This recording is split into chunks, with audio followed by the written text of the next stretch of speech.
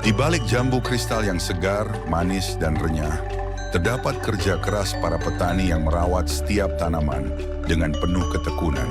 Di Tabanan, Bali, semangat bertani tumbuh dalam kebersamaan kelompok tani Desa Payangan, Tabanan, Bali, yang beranggotakan 20 orang petani dan bergerak dalam budidaya jambu kristal.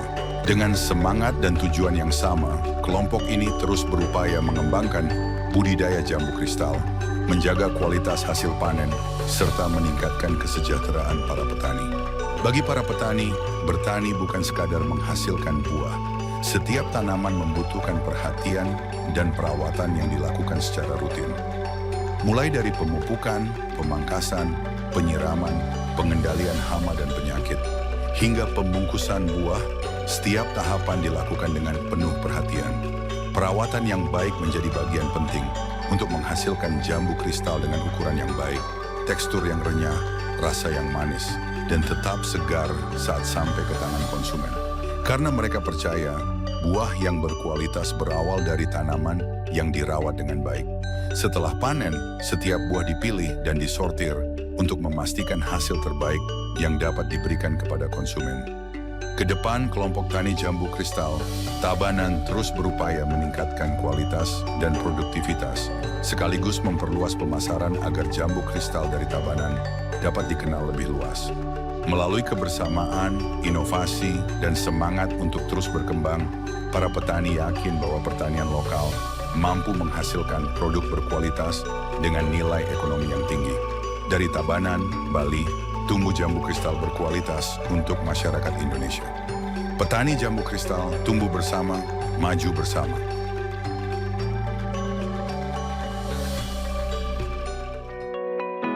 Saya Sila dari Denpasar.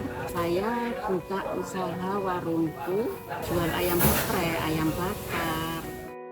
Saya mula-mula tahu buku pinjam modal itu dari buka-buka buku Mersen. Awalnya coba-coba, buka-buka, saya coba-buka, ternyata kok gampang gitu.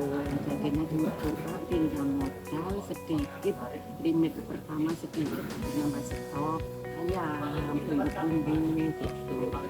Lama-kelamaan tambah banyak, jadinya bisa pakai buka cabang.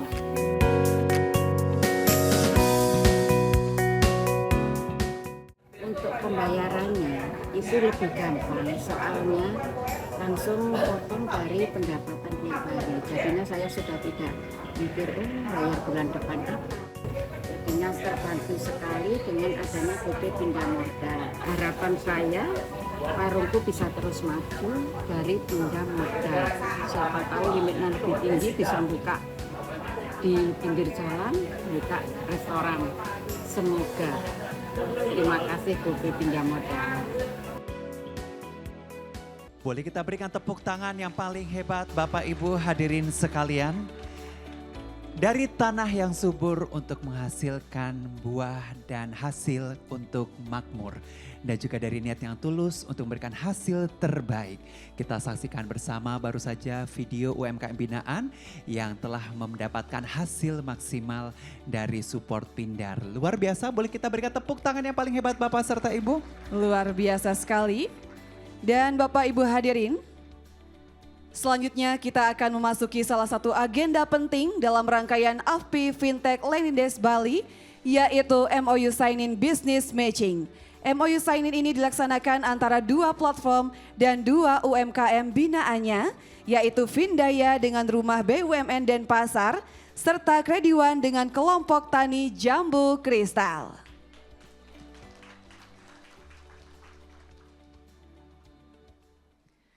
Luar biasa sekali hadirin, kita akan bersama-sama saksikan signing MOU. Melengkapi prosesi ini akan hadir bersama kita Hanoman, tokoh yang sangat cerdik dan bijaksana, sangat erat dengan budaya masyarakat Bali dan Indonesia yang tentunya akan menjemput UMKM binaan untuk naik ke atas panggung dan juga melaksanakan MOU signing yang akan kita saksikan sesaat lagi. Hadirin boleh kita sertai dengan tepuk tangan yang paling hebat untuk momen spektakuler kali ini. Luar biasa. Kita saksikan Hanoman membersamai para UMKM dan juga platform yang akan naik untuk melaksanakan tanda tangan MOU. Benar sekali, ada Rumah BUMN Denpasar, serta Tani Jambu Kristal, serta Vindaya dan juga Krediwan.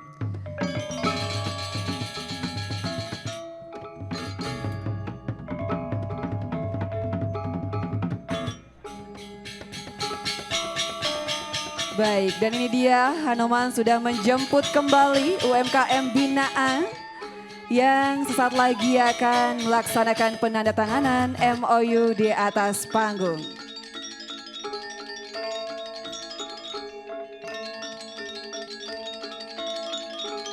Silakan Bapak.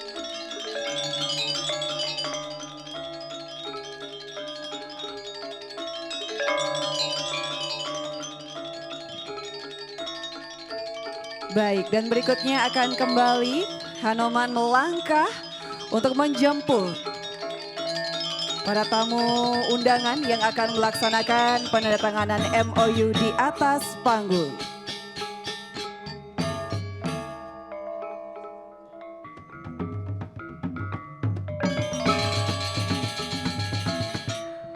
Baik, ini dia Hanoman menjemput Ibu Marcella. Dan akan mengantarkan Ibu Marcella untuk naik ke atas panggung.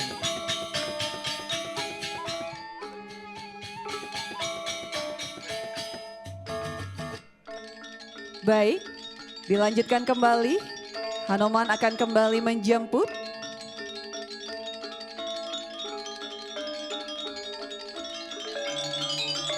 UMKM binaan yang akan diundang ke atas panggung serta melaksanakan MOU signing yang akan kita saksikan sesaat lagi.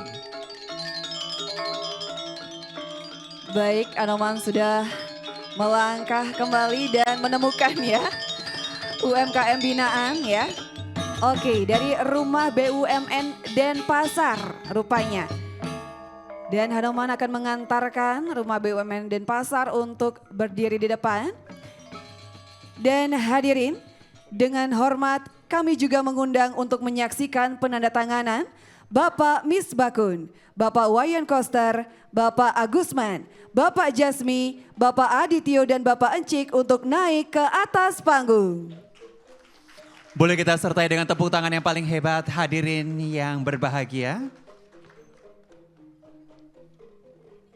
Berkenan untuk berdiri di samping kanan dan juga di kiri untuk membersamai proses MOU signing UMKM binaan yang akan kita saksikan sesaat lagi. Hadirin yang kami muliakan, yang pertama akan kita saksikan ini dia penandatanganan Vindaya dengan Rumah BUMN Denpasar. Dengan hormat kami silakan.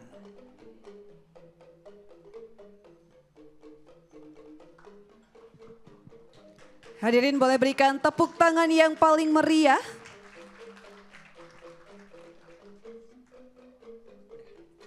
Dan hadirin berikutnya dilanjutkan dengan penandatanganan Krediwan dengan kelompok Tani Jambu Kristal. Dengan hormat kami silakan. Boleh kita sertai dengan tepuk tangan yang paling hebat hadirin sekalian.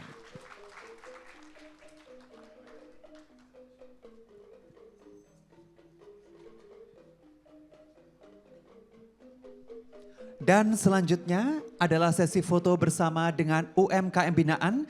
Kepada Bapak Ibu harap mengambil posisi ke depan meja untuk kita laksanakan sesi foto bersama. Kami persilakan Bapak Ibu untuk dapat mengambil posisi di depan. Kita akan melaksanakan foto bersama dan para media kami persilakan mengambil posisi. Kami juga mempersilahkan rekan-rekan media untuk mengambil gambar dan dengan tertib mengambil foto di tempat yang tidak menghalangi stage. Mari kita hitung bersama-sama, hitungan mundur dalam 3, 2, 1. Sekali lagi Bapak Ibu hadirin, kita pandu dalam hitungan 3, 2, 1. Baik, hadirin berikan tepuk tangan yang paling meriah untuk penandatanganan MOU pada pagi hari ini. Mohon izin Bapak dan Ibu VIP untuk tetap berada di atas panggung. Kami persilakan untuk kembali ke tempat semula kepada Bapak Devrian, Bapak Giasra, dan Bapak Widi. Bapak serta Ibu, pejabat mohon berkenan tetap di atas panggung. Selanjutnya kita akan kembali abadikan foto bersama. Dan untuk mengabadikan foto bersama, kami juga turut mengundang Bapak Ibu tamu VIP yang duduk di barisan depan. Kami persilakan Bapak Ibu untuk naik ke atas panggung. Izin sekali lagi kami mengundang Bapak dan Ibu yang ada di kursi bagian depan di deretan sofa putih untuk berkenan naik ke atas panggung, mengambil posisi dan berfoto bersama. Baik, kita akan saksikan untuk sesi foto bersama. Sekali lagi rekan-rekan media boleh standby di posisinya masing-masing untuk mengambil gambar. Kami kembali mengundang Bapak Ibu tamu kehormatan yang telah hadir untuk melaksanakan foto bersama. Baik, mohon izin kami akan pandu foto bersama dalam hitungan 3, 2, 1. Sekali lagi kita foto bersama dalam hitungan 3, 2, 1. Sekali lagi agar menambah rasa semangat boleh tangannya dikepalkan, tangan kanan dikepalkan. Kita Baik, pose Bapak Ibu. semangat. Lebih semangat lagi ya kita foto bersama. Kita pandu ya Rinto ya dalam hitung Benar. mundur. Dalam hitungan 3, 2, 1. Baik, hadirin berikan tepuk tangan yang paling meriah untuk para tamu undangan yang telah hadir pada hari ini yang juga telah melaksanakan sesi foto bersama. Dan kami persilakan seluruh Bapak dan Ibu untuk kembali ke tempat masing-masing serta kita akan melanjutkan acara kita pada hari ini.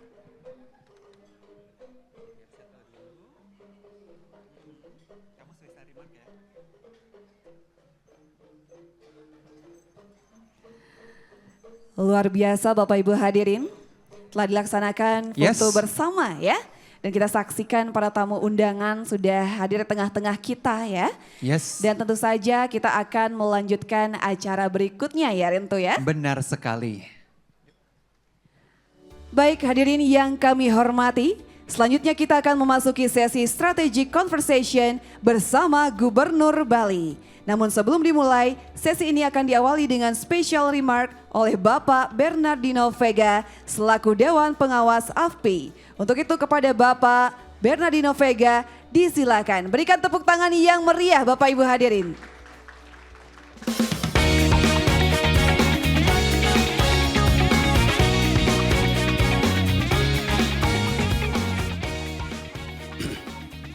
Selamat pagi. Assalamualaikum warahmatullahi wabarakatuh. Salam sejahtera bagi kita semua. Om Swastiastu, Namo Buddhaya. Salam kebajikan. Yang terhormat Bapak Muhammad Misbakun, Ketua Komisi 11 DPR RI. Yang terhormat Pak Agusman, yang kami banggakan, Kepala Eksekutif Pengawas Lembaga Pembiayaan Perusahaan Modal, Ventura, Lembaga Keuangan Mikro, dan Lembaga Jasa Keuangan lainnya di OJK. Dan selamat pagi juga Bapak Gubernur Provinsi Bali, Bapak Iwayan Koster, selamat pagi Pak. Sini juga ada Pak Jasmi, Pak Indra, teman-teman dari OJK, dan ada Pak Adityo dari OJK Bali, selamat pagi. Tentunya kawan saya yang saya hormati, Pak Ketua Umum AFPI, Pak Encik Jafar, Pak Firly dari Aftek, Bu Yasmi, dan kawan-kawan lainnya, Bu Marcella, Ketua Panitia. Izinkan saya untuk mulai mungkin sambutan ini dengan pantun. Ini pantun saya buat sendiri tadi pagi, saya lihat tadi malam pantun semua, jadi saya usahakan untuk, ini pantun saya mulai. Minum kopi di pagi hari, semangat kerja jangan lari, Pindar hadir di masyarakat, untuk bangun usaha UMKM supaya lebih kuat. Baik. Kita tahu semua bahwa industri pindar terus menunjukkan pertumbuhan yang makin penting di bagian ekosistem pembiayaan digital nasional. Dan berdasarkan data OJK di tahun 2025, seperti yang tadi sudah diungkapkan, outstanding financing kita sebetulnya sudah mencapai 105 triliun rupiah, pertumbuhan year on year kurang lebih 25,88%, so about 26%, dan TWP 90 tercatat sebagai kira-kira 4,26%, jadi cukup manageable. Dan pertumbuhan ini menunjukkan bahwa kebutuhan masyarakat dan pelaku usaha terhadap akses pembiayaan digital terus meningkat. Nah, namun semakin besar skala industri kita, semakin besar pula tanggung jawab kita semua. Memastikan pertumbuhan berlangsung secara sehat melalui 4 aspek, yaitu tata kelola yang kuat, manajemen risiko yang kuat, penyaluran dan penagihan yang terus bertanggung jawab, dan perlindungan konsumen yang konsisten dan berkelanjutan. Jadi dengan demikian, pertanyaan kita terhadap keberlangsungan industri kita sendiri bukan hanya bagaimana kita bisa memperluas akses atau akses pembiayaan atau access to financing, tetapi juga memastikan bahwa mendapatkan pembiayaan yang sesuai dengan kebutuhan dan kemampuan usaha mikro kita, termasuk dengan mendorong literasi keuangan. Jadi ada 2-3 prong approach. Dalam konteks ini, Bali adalah suatu provinsi yang paling penting dalam memiliki relevansi yang sangat kuat, khususnya di dalam pengembangan UMKM. Menurut data yang saya terima, Provinsi Bali itu adalah sekitar 440.000 UMKM. Artinya sekitar 335.000 diantaranya atau 75% di Bali merupakan UMKM informal. Angka ini menunjukkan bahwa salah satu tantangan utama bukan hanya menyediakan pembiayaan, tapi juga mendorong semakin banyak pelaku usaha kita masuk dan terhubung dengan ekosistem keuangan. Artinya pertumbuhan terhadap akses pembiayaan di tingkat daerah sangat nyata. Dalam konteks tersebut, Pindar dapat menjadi salah satu bagian atau solusi memperluas inklusi keuangan, tapi khususnya juga pelaku usaha yang membutuhkan alternatif pembiayaan. Jadi bagi industri Pindar, keberhasilan tidak cukup hanya dilihat dari outstanding financing seperti yang saya katakan tadi, tapi lebih penting adalah bagaimana pembiayaan tersebut betul-betul dimanfaatkan dan diberikan kepada masyarakat, ekonomi, UMKM untuk memberikan dampak ekonomi. Untuk ingin memastikan bahwa akses pembiayaan dapat membantu kita semua, masyarakat memperoleh akses keuangan yang lebih baik, tapi juga kegiatan ekonomi daerah berkembang secara berkelanjutan, UMKM mengembangkan usahanya, dan pelaku usaha meningkatkan produktivitas. Oleh karena itu, sesi strategi conversation atau hari yang nanti kita akan masuki, Digital Finance as an Enabler of National Economic Transformation, menjadi sangat penting. Dan kami berharap diskusi pagi siang hari ini dapat memperkuat pemahaman biaya pembiayaan digital bukan hanya mengenai pertumbuhan industri, tapi juga mengenai bagaimana industri dapat menjadi bagian dari upaya memperluas akses keuangan untuk meningkatkan literasi dan menciptakan dampak ekonomi yang nyata. Jadi akhir kata, semoga diskusi ini dapat memberikan perspektif yang semakin kuat mengenai bagaimana pembiayaan digital dapat mendukung UMKM, memperkuat industri keuangan, meningkatkan literasi keuangan, dan pada akhirnya juga berkontribusi terhadap transformasi ekonomi nasional. Terima kasih. Sekian. Wassalamualaikum warahmatullahi wabarakatuh. Om Santi Santi.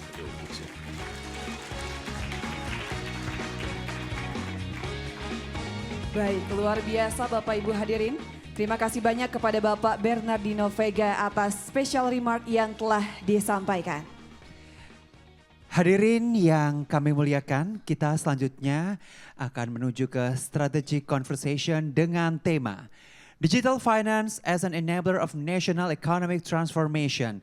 Topik ini mengupas arah kebijakan dan prioritas nasional dalam membangun ekosistem pembiayaan digital. Bersama dengan narasumber kita yang akan bergabung, yang terhormat Bapak Wayan Koster selaku Gubernur Bali, dan juga tentunya sesi ini akan dipandu oleh Ibu Mercy Wijaya, News Anchor CNBC Indonesia sebagai moderator. Kami undang Bapak Wayan Koster dan Ibu Mercy Wijaya untuk berkenan naik ke atas panggung. Boleh kita sertai dengan tepuk tangan yang paling hebat.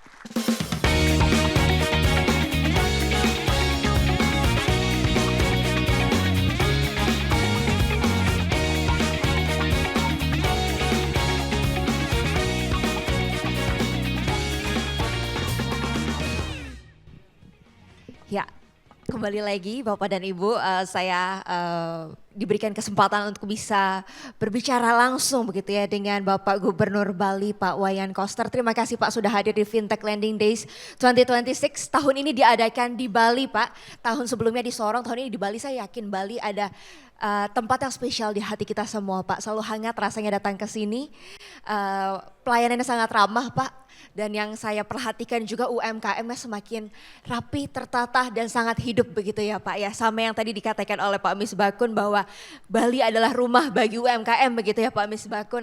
Nah oleh karena itu kami ingin tahu ya Pak terkait dengan bagaimana peran UMKM untuk industri Bali dan bagaimana Fintech Lending ini dapat berkontribusi juga untuk pertumbuhan UMKM di Bali Pak. Sebelum kita memulai diskusi mungkin Pak Wayan Koster ada yang ingin disampaikan dan memberikan paparan kepada kita semua sebagai gambaran terlebih dahulu Pak. Silakan Pak Wayan. Baik silakan Pak Wayan. Om Swastiastu. Assalamualaikum warahmatullahi wabarakatuh. Salam sejahtera, salam, namo buddhaya, salam kebajikan, rahayu untuk semua. Yang sangat saya hormati dan saya banggakan Bapak Misbakun, Ketua Komisi 11. Beliau ini sahabat baik saya di DPR Pak. Jadi beliau masih terus lanjut di DPR. Beliau itu sahabat baik yang menjadi kawan diskusi yang produktif. Jadi sejak lama di DPR Pak. Jadi beliau punya keahlian yang saya sering harus berguru dan konsultasi sama beliau waktu di DPR. Saling mengisi begitu. Kemudian Ketua Dewan Komisioner OJK atau yang mewakili, Kepala Eksekutif Pengawas Lembaga Pembiayaan OJK, Ketua Umum Asosiasi Fintech Pendanaan Bersama Indonesia API, kemudian Editor in Chief CNBC Indonesia, para pembicara, moderator, pelaku industri, investor dan seluruh peserta Fintech Lending Days 2026 yang berbahagia. Ini terus terang saja hal baru yang saya masuki karena nggak biasa saya gitu teman, baru sangat menarik gitu. Jadi karena itulah saya harus hadir dan bicara langsung gitu. Jadi mengingat ini penting buat Bali gitu sebagai satu ekosistem.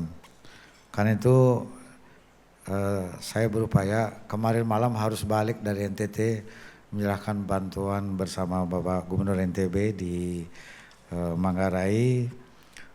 Jadi lapor Pak Ketua Komisi 11 sampai saya nggak berani naik heli ke lokasi bencana, takutnya nggak bisa balik gitu. Karena komit hari ini saya harus hadir, jadi saya memastikan harus bisa balik kemarin malam, langsung hari bisa balik gitu. Pertama-tama marilah kita memanjatkan puji syukur kehadapan Hyang Widiwasa Tuhan Yang Maha Esa, karena atas rahmat dan karunia-Nya kita dapat berkumpul dalam forum strategis yang sangat bermakna ini, yaitu Fintech Lending Days 2026. Saya menyampaikan apresiasi yang setinggi-tingginya kepada API dan CNBC Indonesia yang telah memilih Bali sebagai tempat penyelenggaraan forum ini. Merupakan suatu kehormatan bagi saya untuk berbagi perspektif mengenai peran pembiayaan digital dalam mendukung transformasi ekonomi Bali. Kehadiran Bapak Ibu sekalian, pada acara ini tidak saja kita bicara soal fintech, tapi juga Bapak Ibu hadir di Bali itu berkontribusi terhadap pariwisata Bali. Jadi meningkatkan hunian hotel yang ada di Bali. Paling tidak di hotel ini, kira-kira begitu. Jadi pesertanya cukup banyak ini. Kalau ada gandengannya masing-masing satu, saya kira 200 kamar terisi ini semua. Tepuk tangan untuk para peserta semua. Jadi buat kami di Bali ini, satu orang berkunjung ke Bali itu adalah ekonomi. Ya. Jadi karena itu kami ini di Bali harus ramah, banyak senyum, tapi jangan senyum terus nanti dikira orang gila.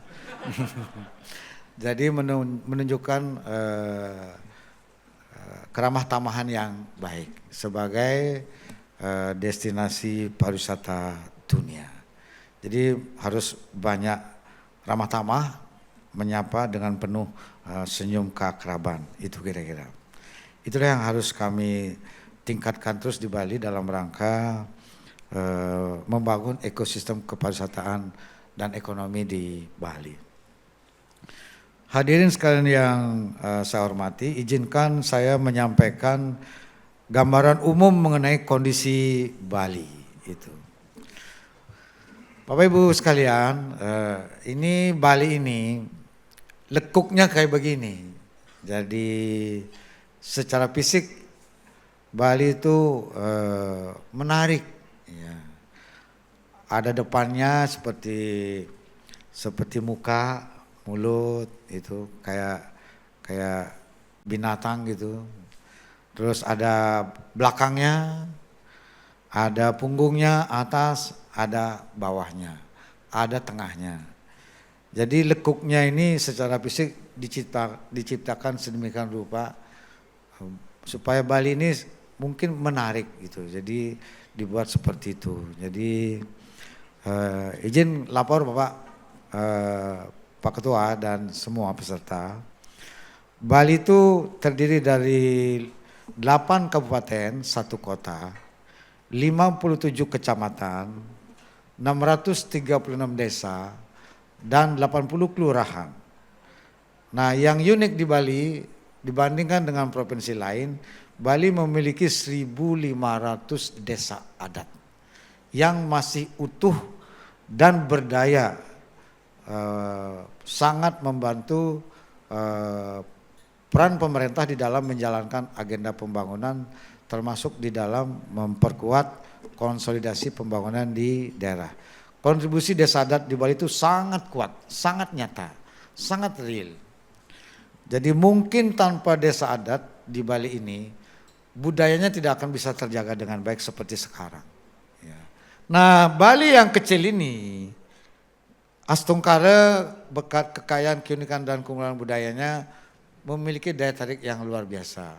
Sehingga menjadi destinasi wisata utama dunia itu. Nah, data kunjungan wisatawan ke Bali, baik wisatawan mancanegara maupun wisatawan domestik, itu kayak gini Pak. Dari tahun 2016 yang biru mancanegara, yang merah domestiknya. Nah, mancanegaranya yang penting. Ya. 2016 itu 4,9, terus 2019 sebelum Covid 6,27 juta. Ya. Terus waktu Covid down. Bayangkan Pak, tahun 2021 cuma 21 orang Pak. Dari jutaan menjadi 21. Terus saya kerja keras nangani Covid dari 2020 sampai 2022 mulai pulih Covid-nya, wisatawan mulai naik. Ya. Saya berani memberlakukan kebijakan kunjung ke Bali tanpa karantina waktu itu, sehingga menarik perhatian masyarakat dunia. Sehingga langsung melesat menjadi 2,1 juta pada akhir tahun 2022, naik lagi tiap tahun naik. Nah, 2025 sampai Desember tutup tahun itu 7.050.000. Ini yang lewat udara. Belum lewat cruise, belum lewat pintu domestik, ada sedikit. Ya. Tapi kalau yang lewat udara itu 7.050.000. Angka tertinggi Bapak. Ya. Selama pariwisata ini tumbuh di Bali. Dengan kondisi pariwisata yang begitu bagus tahun 2025, maka ekonominya Bali tumbuh dengan bagus juga. Lanjut. Nah, ini dia. Ekonomi Bali tumbuh 5,82%. Nomor 5 secara nasional. 4 provinsi di atasnya adalah provinsi yang menghasilkan tambang semua. Yang di NTB ada Newmont, yang di Maluku Utara ada nikel, yang di Sulawesi juga ini, di Papua juga. Itu semuanya sumber daya alam. Nah, Bali satu-satunya provinsi yang non sumber daya alam ekonominya tumbuhnya bagus adalah Bali. Hanya saja ini perlu saya menyampaikan, karakter ekonomi pariwisata dengan karakter ekonomi sumber daya alam basisnya itu beda banget. Kalau pariwisata dia menyebar ke sejumlah titik, hotel di situ, restoran di situ, UMKM di situ. Kalau tambang satu titik, tapi besar triliunan. Kalau Bali kecil-kecil, di sini sedikit, di situ sedikit, di situ sedikit, maka ketimpangannya itu kecil ya, jauh lebih merata ekonominya. Nah, kemudian ekonominya Bali itu 5,82% meningkat dari tahun 2024. Kemudian pendapatan per kapitanya 72, tingkat kemiskinannya paling rendah di Indonesia 3,42%, tingkat kemiskinannya juga terendah di Indonesia 1,45%, IPM-nya juga bagus, umur harapan hidupnya juga bagus, stuntingnya juga terendah di Indonesia. Jadi Bali itu pencapaian pembangunan sangat bagus itu. Nah, inilah yang membahagiakan buat Bali, ekonominya dikala pariwisata itu bagus. Nah, hanya pariwisata ini adalah sangat sensitif terhadap faktor eksternal. Goyang karena keamanan, goyang karena bencana alam, Gunung Agung meletus, Gunung Merapi meletus, penerbangan terganggu, menurun dah yang ke Bali. Keamanan terganggu, pariwisata terganggu, COVID ada, terganggu dia. Nah, itu dah dia. Tapi yang gitu-gitu kan nggak begitu sering lah gitu, mudah-mudahan. Gitu. Nah, masih bisa bisa diajak berdamai gitu. Nah, yang lain-lain bisa dikendalikan semua. Jadi nomor 1 kami di Bali Pak Ketua, kami harus betul-betul menjaga agar Bali tetap kondusif, nyaman, aman. Kami harus membangun hubungan yang baik, kolaborasi sinergi yang bagus dengan seluruh keamanan, Polda, TNI, Kejaksaan, kemudian juga semua instansi vertikal, terutama sekali imigrasi. Itu juga Bea dan Cukai, Kementerian Keuangan. Nah, sehingga dengan demikian sampai saat ini Bali ini bagus.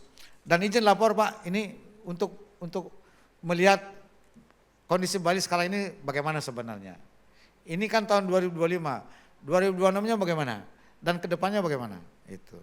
2026 ini sempat terganggu sedikit pariwisatanya ketika masalah Selat Hormuz.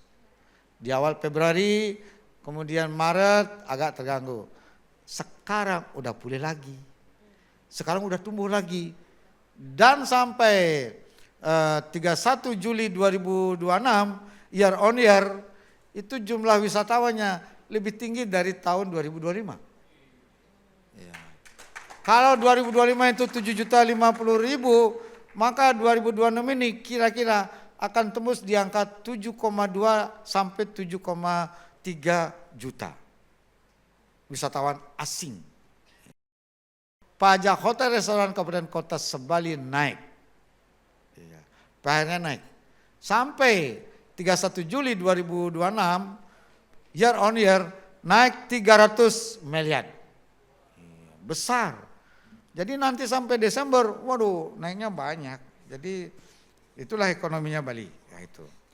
Nah, karena itu kami mulai mengantisipasi agar ekonomi Bali ini tidak lagi bergantung pada satu kantung pariwisata karena rawan itu. Karena itulah kami membuat transformasi ekonomi yang dinamakan dengan ekonomi Kerti Bali. Nah, ini kami lakukan di Bali pada tahun 2022 pelajaran dari Covid, kami melakukan transformasi ekonomi yang dinamakan dengan ekonomi Kerti Bali. Ekonomi Kerti Bali itu adalah ekonomi yang ramah lingkungan, hijau, harmonis terhadap alam, kemudian menjaga kearifan lokal, berbasis sumber daya lokal, berkualitas, bernilai tambah, tangguh, bersaing dan berkelanjutan. Dan meliputi 5 sektor unggulan. Lanjut, 5 sektor unggulan ekonomi Kerti Bali. Nomor 1 adalah sektor pertanian. Kami menempatkan sektor pertanian sebagai unggulan yang pertama. Dan pertanian bukan pertanian konvensional, pertanian organik. Jadi kami di Bali sawahnya itu ada 64.000 hektar sawah di Bali, lebih dari 60% sudah organik. Ya. 2028 paling lambat sudah harus 100% sawah Bali itu organik. Nah, mengapa kami organik? Supaya ramah lingkungan, supaya tidak mematikan keanekaragaman hayati. Lingkungannya dia tetap sehat dan nilai ekonominya tinggi. Sekarang hotel-hotel kami dorong menggunakan beras organik dari Bali gitu. Jadi nilai ekonominya lebih tinggi. Nah, sekarang petaninya sudah sangat senang ikut sistem pertanian organik. Di awal-awal agak susah. Sekarang udah dapat menikmati manfaat ekonominya. Jadi petaninya sekarang tanpa disuruh dia mau sendiri lakukan pertanian organik. Kemudian sektor kelautan dan perikanan, karena Bali ini memiliki laut dan ikan yang berbagai jenis, beragam, macam-macam, unik lagi. Ada ikan yang hanya adanya di Bali, di luar Bali nggak ada itu. Adanya di Nusa Penida aja, itu bagus banget Bali ini.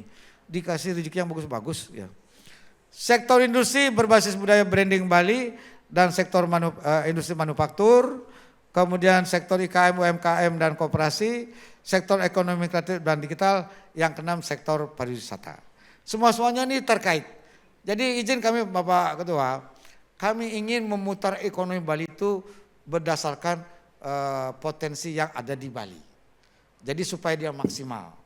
Apa yang ada dan tumbuh di alam Bali ini, itulah yang kami gerakkan sebagai kekuatan ekonomi lokal. Sedapat mungkin mengurangi ketergantungan sumber daya dari luar. Supaya ekonominya bisa survive secara berkelanjutan ke depannya. Itu. Berikut. Nah, bagaimana dengan ekosistem digitalnya? Nah, yang perlu kami sampaikan bahwa ekosistem digital di Bali ini sebenarnya sudah berjalan dengan cukup tertib di Bali. Di tatanan pemerintahan, pelayanan publik, kami menerapkan layanan digital. Kami mengeluarkan peraturan gubernur, semuanya harus digital, pelayanan publiknya. Kemudian juga transaksi keuangan dengan bekerjasama dengan BI, QRIS, itu bagus sekali. QRIS di Bali ini terbaik di Indonesia. Ya, terbaik di Indonesia pencapaiannya, dapat penghargaan. BI-nya di Bali itu oke banget. Jadi kita kerjasamanya bagus sekali sama BI Bali. Jadi sangat menopang. Dan pelakunya adalah UMKM-nya banyak di Bali. Tadi Bapak menyebut ada 440.000 UMKM dulu, itu benar Pak. Itulah yang menjadi fundament ekonomi kami di Bali.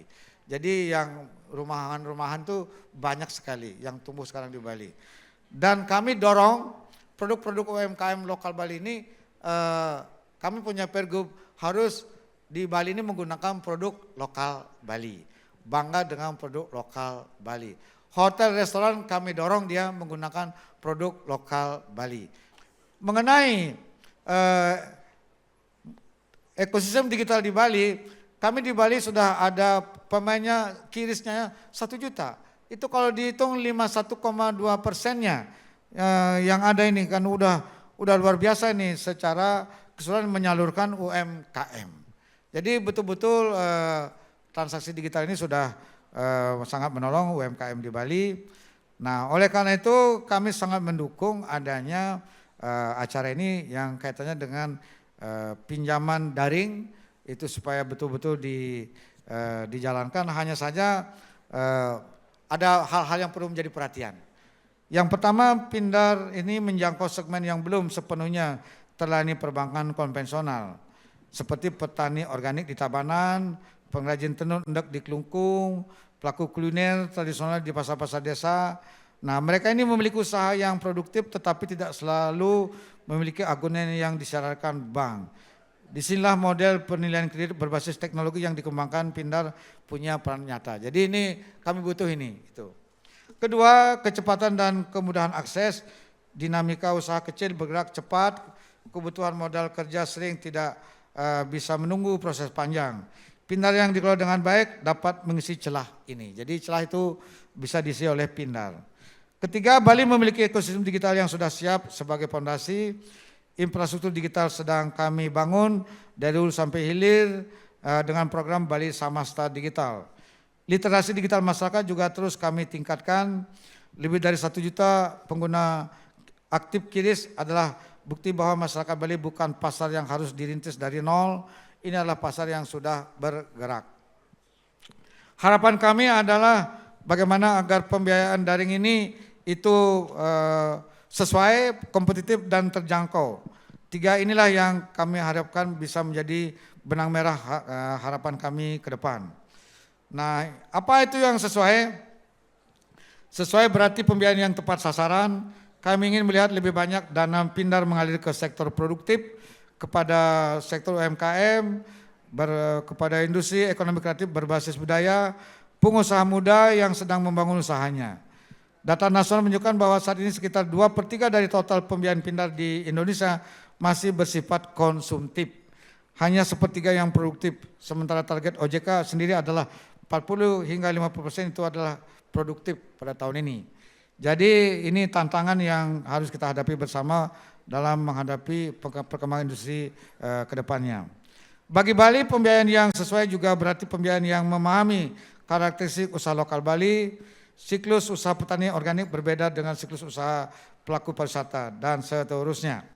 Kedua, harus kompetitif, berarti pembiayaan dengan bunga dan biaya yang masuk akal bagi pelaku usaha kecil dan mikro. Kami memahami bahwa industri Pindar beroperasi dengan model yang risiko berbeda dari perbankan konvensional. Namun kami juga harus jujur, pembiayaan yang terlalu mahal tidak akan membantu usaha berkembang. Ia hanya akan memindahkan beban dari satu pundak ke pundak lain. Pembiayaan yang kompetitif adalah pembiayaan yang membuat usaha menerima benar-benar bisa tumbuh dan melunasi kewajiban, bukan yang menjebaknya dalam spiral utang. Gitu. Ketiga, harus terjangkau. Dan ini yang paling saya tekankan hari ini, harus disertai dengan literasi keuangan yang memadai. Kami mendukung kehadiran Pindar di Bali, tapi kami sangat sadar bahwa akses pembiayaan yang mudah tanpa literasi keuangan yang cukup bisa menjadi bumerang. Masyarakat yang belum sepenuhnya memahami hak dan kewajiban mereka sebagai peminjam sangat rentan terhadap keputusan berutang yang impulsif, bukan untuk modal usaha produktif, melainkan untuk konsumtif sesaat. Bisa pakai pinjol segala macam, bahaya. Dan ketika gagal bayar terjadi, yang menanggung beban adalah Krama Bali sendiri. Oleh karena itu kami berharap seluruh pelaku industri Pindar yang beroperasi di Bali tidak hanya fokus pada pertumbuhan penyaluran. Pertumbuhan yang sehat harus berjalan beriringan dengan penguatan literasi keuangan, transparan produk, dan perlindungan konsumen yang sungguh-sungguh dijalankan, bukan sekadar tercantum dalam dokumen kepatuhan. Pemerintah Provinsi Bali siap menjadi mitra dalam upaya ini. Kami memiliki jejaring yang menjangkau seluruh pelosok Bali melalui 1.500 desa adat. Kami memiliki program literasi digital yang sedang berjalan di Bali. Seluruh SMA, SMK, desa adat se-Bali, bahkan puskesmas semuanya di Bali itu semuanya menerapkan teknologi digital. Jejaring ini bisa menjadi saluran yang efektif untuk program edukasi keuangan yang menyentuh masyarakat hingga ke tingkat akar rumput.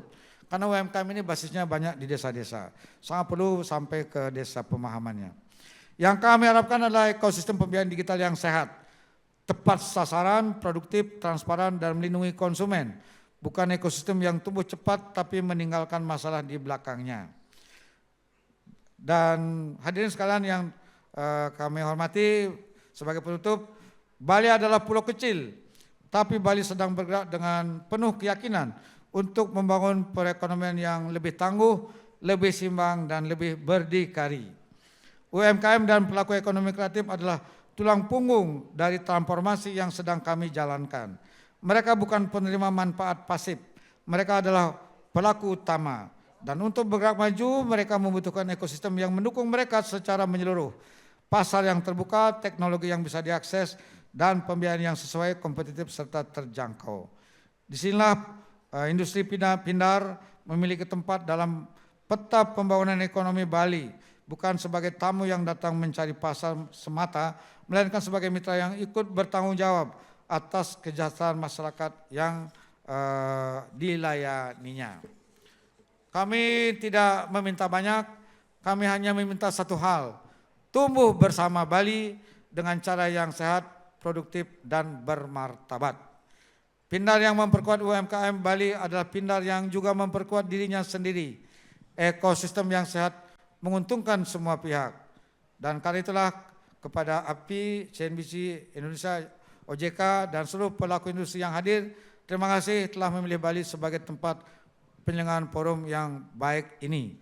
Semoga Fintech Lending Days 2026 menghasilkan kesepakatan dan langkah-langkah nyata yang berdampak bagi pengembangan ekosistem pembiayaan digital Indonesia dan khususnya bagi kemajuan UMKM dan Krama Bali. Sekian dan terima kasih. Saya Ari Paramasanti. Om Santi Santi Santi Om. Wassalamualaikum warahmatullahi wabarakatuh. Rahayu. Waalaikumsalam. Terima kasih kepada Bapak Gubernur Bali, Bapak Wayan Koster atas penjelasan yang sangat komprehensif. Terima kasih Pak sudah memberikan paparan dan gambarannya terkait juga dengan industri pindar yang dapat mendukung perekonomian Bali dan tumbuh bersama dengan Bali dan berkontribusi besar pada perekonomian Indonesia. Terima kasih Pak sekali lagi. Karena keterbatasan waktu kami izin untuk mengakhiri acara kita hari ini Pak. Sukses dan sehat selalu untuk Pak Wayan Koster. Semoga bisa dilanjutkan dengan ramah tamah dengan anggota AFI dan juga para tamu undangan dari Otoritas Jasa Keuangan dan juga dari DPR RI begitu Pak. Terima kasih, sukses dan sehat selalu. Saya kembalikan kepada MC. Terima kasih matur suksema, izin Bapak Wayan Koster untuk tetap berada di atas panggung. Selanjutnya kita akan melaksanakan pemberian plakat. Boleh kita berikan tepuk tangan yang paling hebat. Terima kasih juga kepada Ibu Mercy Wijaya yang telah dengan sangat-sangat excellent sekali menjadi moderator pada hari ini. Hadirin yang kami muliakan, selanjutnya akan kita saksikan bersama pemberian plakat sebagai tanda apresiasi atas dukungan dan peran Bapak Wayan Koster. Kami undang juga untuk naik ke atas panggung Bapak Ronald T. Andi Kasim selaku Sekretaris Jenderal AFPI untuk memberikan plakat apresiasi. Baik, hadirin kita saksikan bersama penyerahan plakat kepada Bapak Wayan Koster. Dan dilanjutkan dengan foto bersama, izin kami pandu dalam hitungan 3, 2, 1. Sekali lagi Bapak boleh berfoto.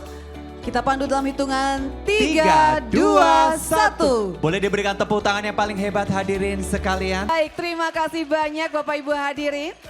Atas nama seluruh panitia kami mengucapkan terima kasih yang sebesar-besarnya kepada seluruh narasumber, moderator, tamu undangan, peserta, serta seluruh pihak yang telah mendukung terselenggaranya AFPI Fintech Lending Days Bali 2026. Luar biasa sekali energinya sampai dengan di akhir acara. Tentunya kami juga memohon maaf apabila selama pelaksanaan acara terdapat kekurangan dan hal-hal yang kurang berkenan.